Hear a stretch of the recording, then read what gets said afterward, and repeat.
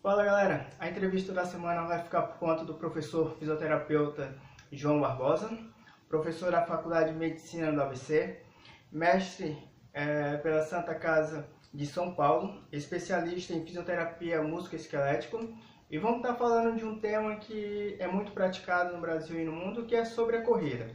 Primeiramente eu gostaria de estar te agradecendo, professor, tá, por essa oportunidade. Eu que agradeço. Vamos estar falando agora o verão. O verão chegando e as pessoas acabam buscando uma atividade física para fim de emagrecimento, entrar em forma. E a corrida é escolhida como uma modalidade pelo fácil acesso. As pessoas podem estar correndo na rua, no parque, nas esteiras. A pergunta que eu te faço é: a corrida ela é uma atividade apropriada para as pessoas que estão iniciando ali? A grande maioria são pessoas sedentárias. Na verdade, não é a melhor forma de se iniciar uma atividade física. As pessoas tendem a achar que elas têm que correr para ficarem preparadas, ou correr para emagrecer, correr para se preparar. E na verdade, elas têm que se preparar para correr. A corrida é um esporte que exige controle neuromuscular, ganho de força. Então, para iniciar a corrida, é importante que seja realizada uma avaliação com um profissional adequado, um fisioterapeuta, um educador físico, alguém que possa indicar a forma com que ele vai se movimentar com maior segurança e com menor sobrecarga, principalmente com relação às lesões osteoarticulares, né? E falando nessa relação de preparação muscular, quais são as musculaturas mais exigidas ali na corrida para a pessoa poder ter um fortalecimento ao chegar na academia, algo parecido? Hoje a gente tem estudado bastante a relação dos extensores de quadril, que basicamente é formado pelo glúteo máximo e os isquiotibiais, os extensores de joelho, quadríceps, e os músculos da panturrilha, principalmente o tríceps sural, os flexores plantares. A gente tem gastado alguns tempos até das nossas pesquisas, é uma linha de pesquisa inicial, né, nossa, principalmente de avaliar a relação desses três grupos musculares, até pelo fato da corrida ter altos graus de amplitude no plano sagital. A tendência é que esses grupos musculares que trabalham mais no plano sagital, ou seja, o paciente olhando o paciente correndo de lado, o aluno de vocês correndo de lado, a tendência é que esses grupos musculares tenham maior exigência durante a corrida, e são esses os grupos musculares que vocês têm que ter como foco de trabalho desses corredores, principalmente para prepararem eles para essa atividade. A gente acabou falando de algumas musculaturas e a parte do pé ali, João, qual é a importância realmente que eu vejo que alguns profissionais não se preocupam com a relação dos pés, né? Porque muitos dos problemas inicia nos pés. Qual é a importância de a gente estar dando uma olhada nessa relação dos pés? A musculatura do tornozelo e do pé é totalmente negligenciada no preparo dos corredores. Até alguns trabalhos mostram que o grupo muscular que mais trabalha durante a corrida é a panturrilha, e principalmente o sóleo. Então, trabalhar o sóleo para esses corredores é imprescindível, é primordial o trabalho dos flexores plantares, mas principalmente do músculo sóleo. Ele é o músculo que trabalha com a sua maior capacidade voluntária máxima, sua maior capacidade de contração muscular durante a corrida. Sendo que, quando comparado com o quadríceps, por exemplo, que é um grupo muscular muito maior, ele é muito mais exigido na corrida, com 80% da sua contração voluntária máxima. Então, só para ilustrar para o pessoal que está assistindo, se eu avaliar um corredor hoje e ele conseguir gerar 100 kg de força na panturrilha, quando ele corre, ele utiliza 80 kg dessa força, ou seja, 80% da sua contração voluntária máxima. O quadríceps, por exemplo, que é um músculo muito mais forte, muito maior, ele é exigido só com 50% da sua capacidade máxima. Então, assim, trabalhar a panturrilha e ter um foco específico para o trabalho desses músculos do tornozelo e do pé é importante que seja realizado, porque são musculaturas altamente exigidas durante a corrida, principalmente na chegada do solo. E aí, lógico, mais exigida em pessoas que correm ou chegam, fazem esse contato inicial com o antepé. A exigência da panturrilha e dos músculos do tornozelo é muito maior nesse grupo muscular, mas em pessoas que correm no antepé, mas em pessoas que correm no retropé também são músculos que não devem ser negligenciados, eles são muito importantes na corrida. A gente vai falar agora de um aspecto que é a relação da pisada. E a pisada temos pronada, supinada, neutro isso acaba influenciando na corrida ali, se a pessoa que tem uma pisada neutra pode estar prejudicando alguma articulação ou supinado. Existem vários, na verdade vários não, 3 tipos de pisada. Então, né, a pisada supinada, que são as pessoas que aterrissam e se mantêm com o pé mais supinado, ou seja, mais aberto. Na linguagem leiga, o pé é mais cavo, né, que a gente chama, a pé com aquela concavidade maior. Essas são as pessoas que têm a pisada supinada. A pisada neutra seria uma pessoa que, quando aterrissa no solo, ela faz uma pronação do pé, ou seja, ela absorve carga jogando o pé para dentro, só que de uma forma controlada. E as pessoas que têm a pisada pronada, eles absorvem carga com excesso desse deslocamento do pé para a região medial, ou seja, com excesso de pronação. Esses 3 padrões de movimento não têm correlação com lesão muito bem definida.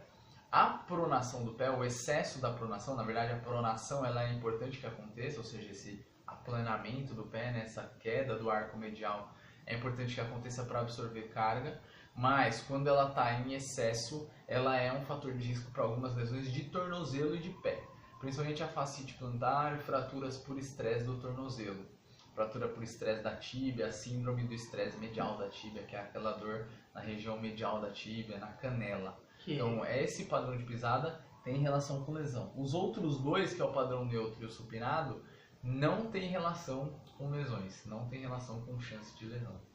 Que esse estresse da tíbia que você acabou de relatar seria a famosa canelite, né? Que é conhecida popularmente como canelite, né? Que muitos dos corredores têm pelo excesso de uso dessa musculatura, né? Sim, a canelite, ela pode... Os corredores podem referir dor na região lateral da canela, que normalmente tem relação com o excesso de uso do tibial anterior, que é o músculo da frente da canela para absorver carga na chegada ao solo. Então, muito comum essa dor em quem corre com o retropé, quem corre com a parte de trás do pé, e normalmente corredor amador. Então, o cara começou a correr agora, ele não está acostumado a essas taxas de absorção de carga e ele não está preparado para absorver carga nessa região anterior da tíbia. A tendência é que ele tenha maior exigência para absorver carga nessa região e não esteja adaptado, ele vai sentir aquela queimação de fadiga muscular mesmo. E a outra forma de dor anterior na canela, que é a síndrome do estresse medial da tíbia, ela já acontece na região medial da canela, na parte de dentro da canela. E aí tem muita relação com fratura por estresse da tíbia, que é uma fratura por excesso de sobrecarga, e com uma tendinopatia do tibial posterior, que é um músculo que se insere nessa região medial da tíbia, nessa parte de dentro da tíbia. Deixa eu mostrar nele aqui, ó, nessa parte de dentro da tíbia. Essa é uma musculatura que poucas pessoas trabalham na academia, né? Porque os corredores, no caso amadores, eles acabam correndo por conta própria. Hoje em dia tem muitas corridas aí de final de semana, corrida da paz, corrida disso, daquilo, e as pessoas acabam correndo por conta própria e acabam esquecendo de estar fortalecendo essa musculatura. Fortalece bastante ali o gastrocnêmio, o sólio, e acaba esquecendo dessa região. Então fica desproporcional, né, essas 2 musculaturas. Um trabalho para esses músculos específicos é importante de ser realizado, principalmente porque são músculos que trabalham bastante nessas taxas de absorção de carga. E aí, quanto mais fortes eles estiverem, menos carga vai para os ossos, para as articulações, maior vai ser a efetividade daquele indivíduo em absorver carga, entendeu? E vamos falar de um acessório que é fundamental na corrida, que é o tênis. Tem um tênis específico para correr? A pessoa tem que escolher o tênis conforme a sua pisada, ou ele vai escolher o tênis que se sinta mais confortável para a corrida, para iniciar? Então essa cultura, né, de escolher um tênis para pisada pronada, supinada, na verdade ela foi um pouco introduzida pela indústria dos tênis e não tem nenhum embasamento científico em se realizar a escolha do tênis em cima daqueles testes que se faz em loja. Isso é um mito e, na verdade, aumenta muitas vezes até a chance de lesão do corredor. O que seria o ideal para um corredor na hora de escolha de um tênis? Ele precisa escolher um tênis que tenha um padrão de pisada neutro, sem nenhuma correção de movimento inicialmente, e um tênis com que ele se sinta confortável para correr. Não existe nenhum tênis hoje que previne lesão, nenhum tênis que seja protetivo durante a corrida. Assim como também não existe nenhum tênis que aumente performance, tudo isso é mito. Então, ele tem que escolher um tênis neutro e que ele se sente bem para correr, que ele tem conforto para correr. Pode ser um tênis de R$ 100, com pouco amortecimento ou com muito amortecimento, também não faz diferença. Ou um tênis de R$ 1.500, não importa. O tênis que ele se sentir bem para correr é o tênis que ele tem que usar. Então precisa ter muito amortecimento para a pessoa poder, não precisa ser o melhor tênis que tem um amortecimento para correr, não tem necessidade de ser, é o que se sinta mais confortável. Não tem necessidade de ser, quero pegar o tênis Ultra Master Blaster lá que tem mais amortecimento, que vai fazer com que eu absorva melhor as cargas, isso não existe. Na verdade, o que os trabalhos mostram é que tênis que tenham muito amortecimento, que tenham um drop maior ou maior amortecimento, eles aumentam as taxas de absorção passiva. Então, quem corre com tênis muito alto tende a absorver menos carga com o músculo e transferir mais carga para a articulação, que é o que a gente até acha ao contrário, porque se tem mais amortecimento acha que vai ficar mais mole, né, para absorver. Na verdade é ao contrário, quanto mais amortecimento, mais carga o cara transfere para a articulação. E quanto menos amortecimento tiver no tênis, maior é a exigência muscular e menor é a exigência articular. Isso não significa que um dos dois tênis previna a lesão ou seja um fator de risco para a lesão, mas existem essas diferenças em absorção de carga com os dois, entendeu? Então assim, por que não significa que um machuca mais do que o outro? Se o cara tem, por exemplo, uma tendinopatia, correr com um tênis mais baixo vai exigir mais do tendão e do músculo, então não era interessante, não seria interessante. Correr com um tênis que tenha mais amortecimento, por exemplo, para um cara que tem uma dor femoropatelar ou uma sobrecarga articular, uma artrose, também não vai ser interessante. Então, depende da patologia, se é que ela já existe. Se o cara não tiver dor, não tiver lesão nenhuma, não faz diferença. Se ele tiver uma patologia, talvez alguns tipos de calçados sejam mais protetivos para determinadas patologias. Então, a relação da palmilha no pé, né, para poder fazer algumas as correções posturais para a corrida, então ela não vai funcionar pelo fato que quando a pessoa tem uma pisada pronada, né, não vai gerar lesão se não for excessivo, né? Isso. E se a pessoa tiver essa pisada pronada, ela tem que estar se utilizando da palmilha ou não precisa? Vai através de uma avaliação? Então assim, se o indivíduo não tem dor, não tem nenhuma evidência científica que comprove que o uso da palmilha vai prevenir lesão desse indivíduo. Então, se o cara não tem dor, não sente nenhum incômodo para correr, não tem necessidade de usar palmilha. Ele tem que correr com o tênis e se ele se sente bem com aquele tênis de R$50, tá ótimo, não tem problema.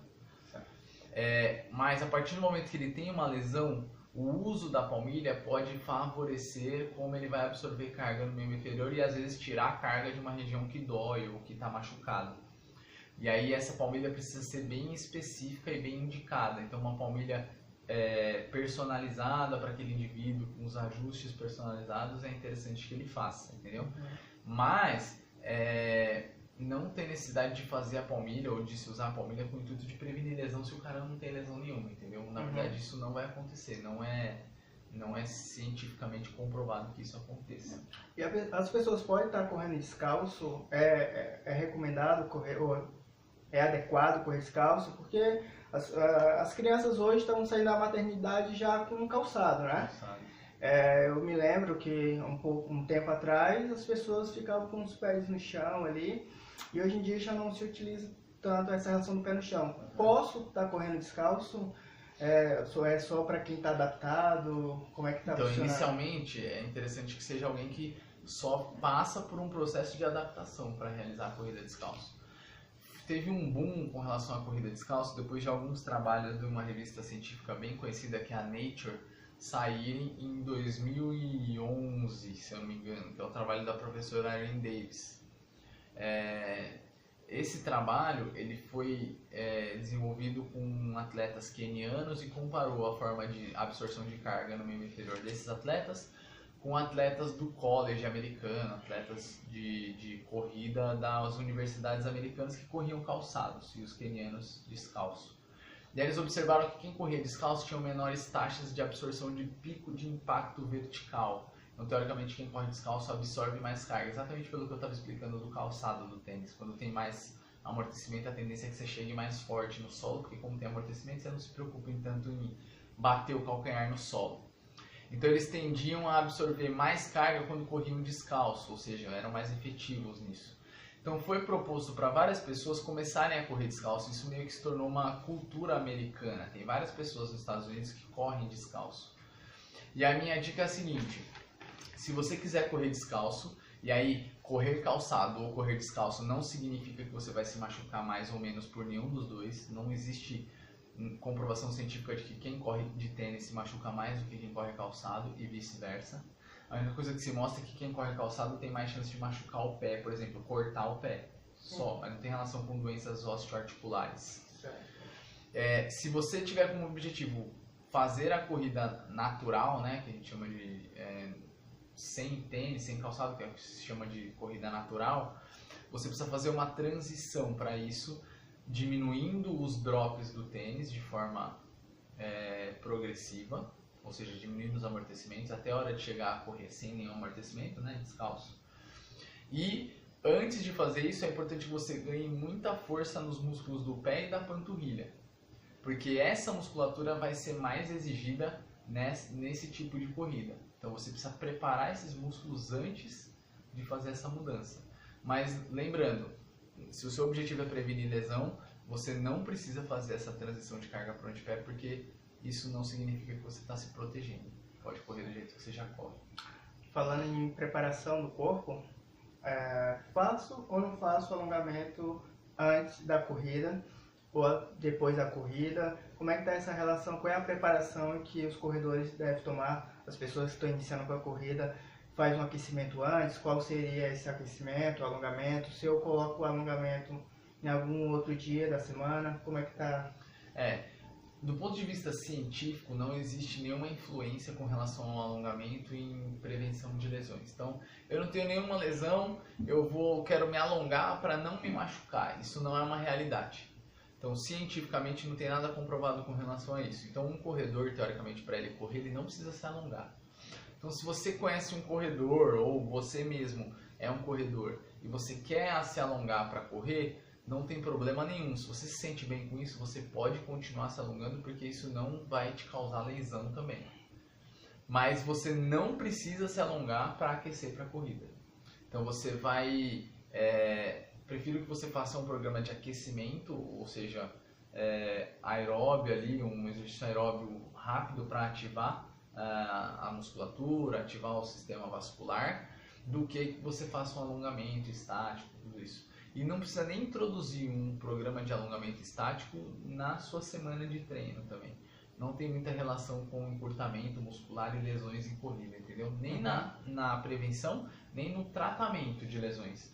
Então, não precisa introduzir os treinos de alongamento, não tem necessidade de ficar alongando para se prevenir lesão em corrida. É muito mais importante você fazer os treinos de fortalecimento e de controle neuromuscular do que propriamente os alongamentos estáticos, ou até mesmo antes ou depois da corrida. Não tem necessidade. Se você não gosta de alongar, não é nenhum crime você não se alongar, você não está se prejudicando por conta disso.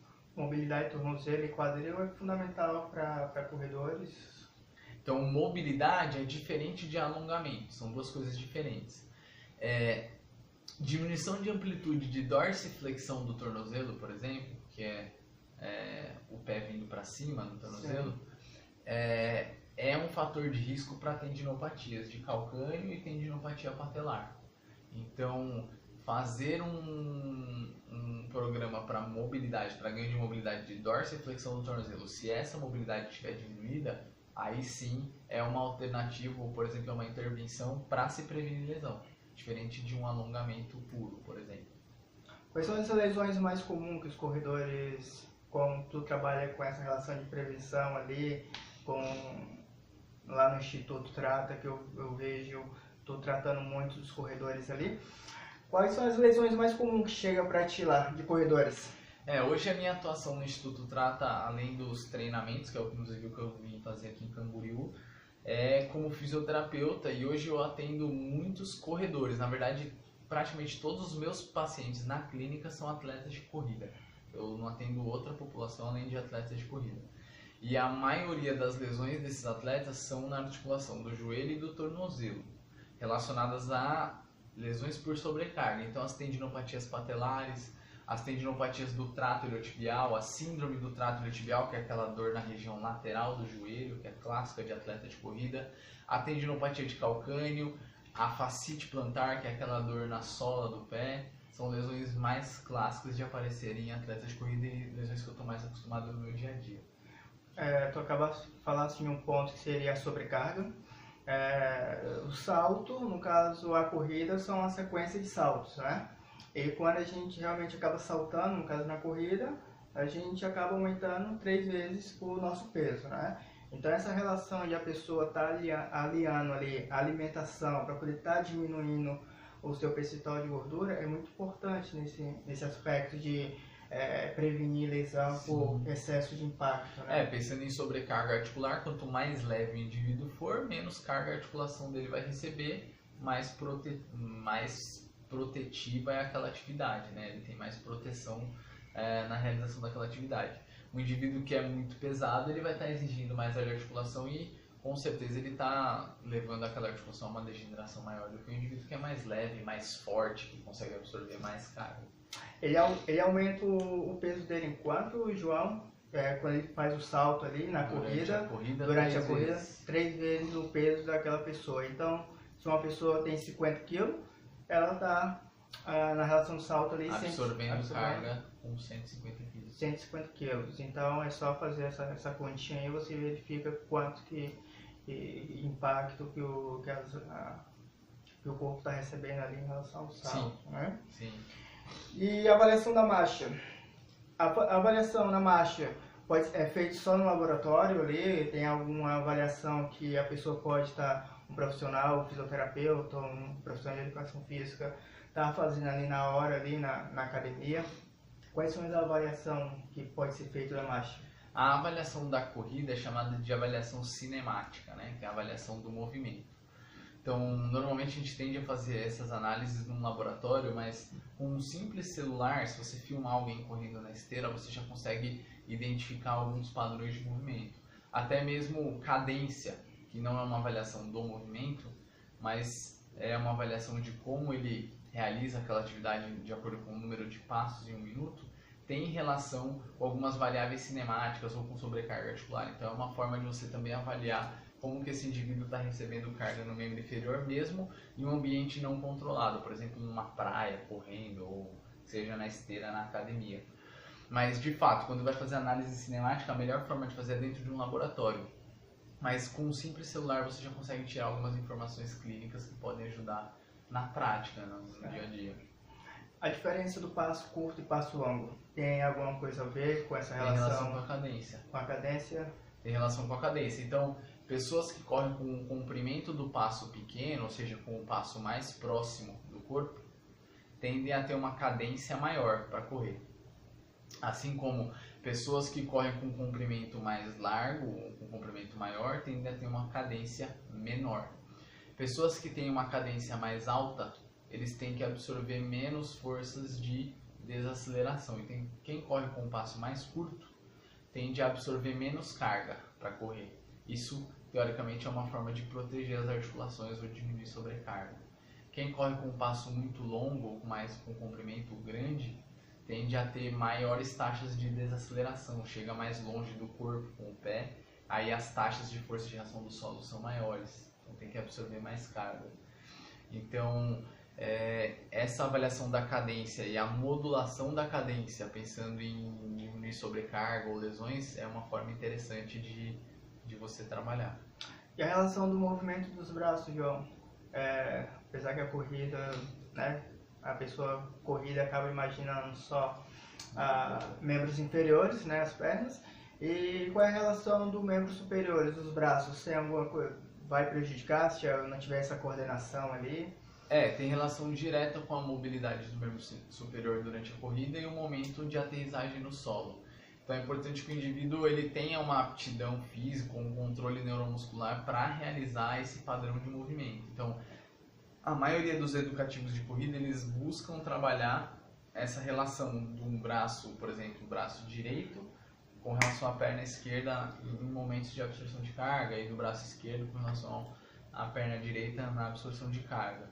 Então, essa dissociação de cinturas, né, que a gente chama, é importante durante a corrida. Então a pessoa tentar coordenar bem os movimentos do braço associado ao membro inferior, principalmente para que aquela atividade fique um pouco mais fluida e não fique tão difícil para aquele indivíduo. Vai até influenciar na forma com que ele absorve carga no membro inferior.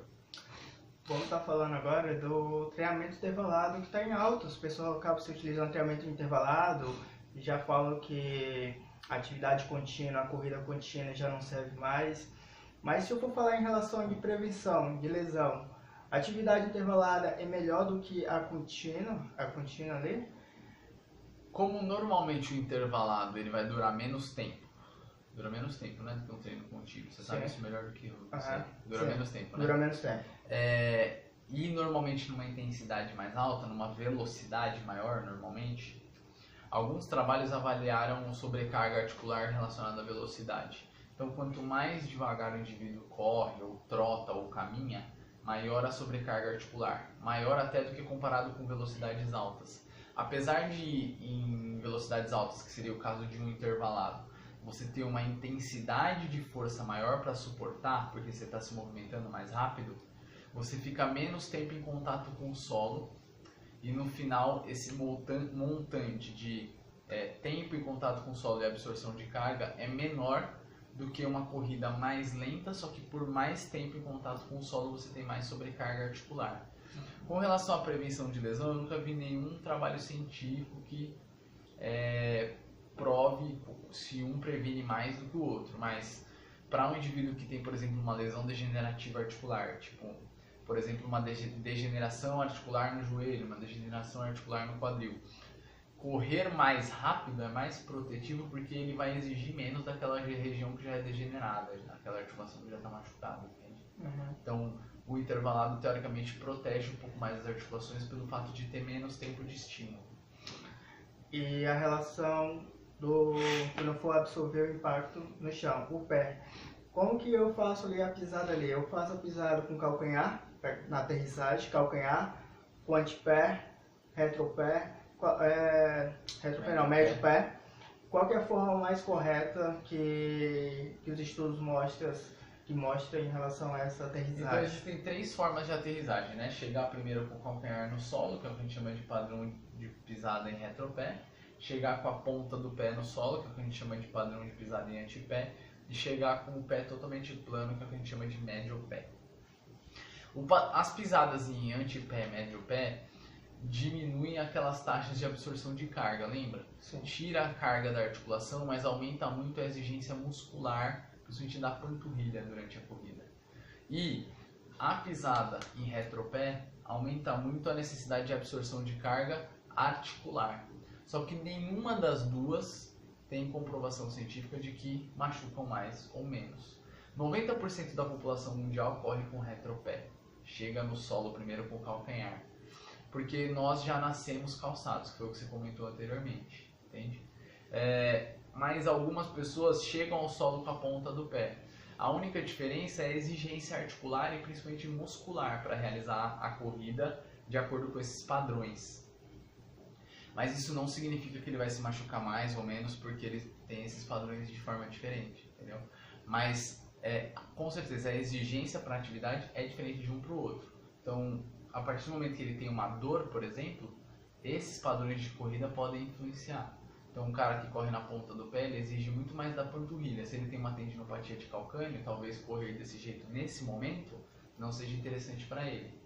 Mas se ele tem, por exemplo, uma dor na frente do joelho e corre com o retropé, é a mesma coisa. Então, não tem um padrão de movimento correto. Assim como você me perguntou, muita coisa relacionada a padrão de movimento, não existe um padrão de corrida perfeito. Na verdade, não tentem introduzir os seus alunos, os seus pacientes, ou você que é um corredor, não tente encontrar um padrão de corrida perfeito. Isso não existe. Não tente se adequar a padrões de movimento. Cada pessoa tem o seu padrão de movimento, a sua aptidão para aquela atividade. O papel do profissional da saúde, educador físico, fisioterapeuta, é exatamente entender como a pessoa se movimenta, entender como ele realiza aquela atividade, quais são as exigências musculares ou de controle neuromuscular para aquela atividade e preparar a pessoa para ser introduzida nessa atividade, que é o que a gente abriu o vídeo falando. Sim. Então, preparar esses corredores para conseguirem suportar a demanda ou para suportarem essa atividade, de acordo com a forma com que eles se movimentam. Muito mais interessante do que tentar mudar como eles correm e introduzi-los em padrões perfeitos de corrida, até porque isso não existe.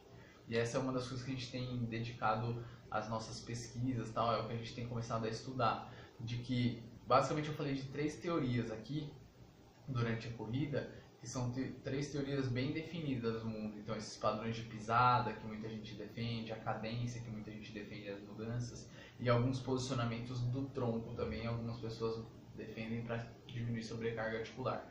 E, na verdade, nenhum deles foi efetivo em mostrar prevenção de lesão. Então, talvez seja mais interessante fazer com que o cara corra do jeito que ele corre, mas preparar esses caras para correr é muito mais importante do que mudar a forma como eles correm. Ok. A gente vai ficando por aqui. Novamente gostaria de agradecer por essa oportunidade e estar passando o conhecimento. Espero que tenha ajudado vocês que vão estar olhando esse vídeo. E ficamos por aqui. Abraço. Valeu, um abraço.